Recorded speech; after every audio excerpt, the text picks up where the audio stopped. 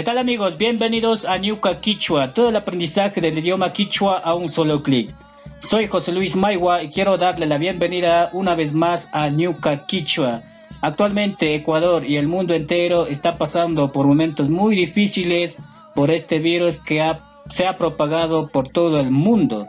Por esa razón, en estos días de cuarentena que estamos dentro de nuestras casas, voy a ir subiendo un video diario para que cada uno de ustedes vayan aprendiendo y vayan mejorando su aprendizaje en el idioma quichua. En esta ocasión vamos a conocer las partes de una planta en quichua y para ello tengo la participación estelar de mi hija, se llama Samantha, con quien a continuación vamos a ir detallando cada una de las cosas que tiene una planta. Bienvenidos y bienvenidas.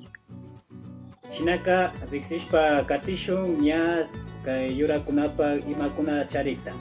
Imata rikunchik shinaka sami. Sapi. Kutin ripay? Sapi. Sapi. Sapi mikan raíz. Kati? Imata rikunchik katipika sami. Rimapay. Kiru. Kiru. Kutin rimapay? Kiru. Ya. Kiru mikan tallo o tronco. Ya. Katishun Samantha. Imata rikungi katipi? Panga. Panga. Kutin nipay? Panga. Panga mikan hoja. Ya.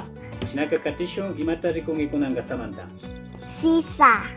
Sisa. Kutin rimapay? Sisa. Sisa. Ya. Sisa mikan flor. Ya. Katishun imata rikungi kunanga? Muro. Muro. Kuting rimapay? Muro. Muro. Ya. Hukumang imata tiyakong? Muyo. Muyo.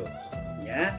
Chay mikan yurapa shutikuna. Chay kunata micharing shinaka yachakushpa katipashunchik ñukanchik kanya kay kamanja kashkanchik. Kayakamang Samantha. Kayakamang. Kayakamang tukuykuna nipay. Kayakamang tukikuna. Ya. Kayakamang.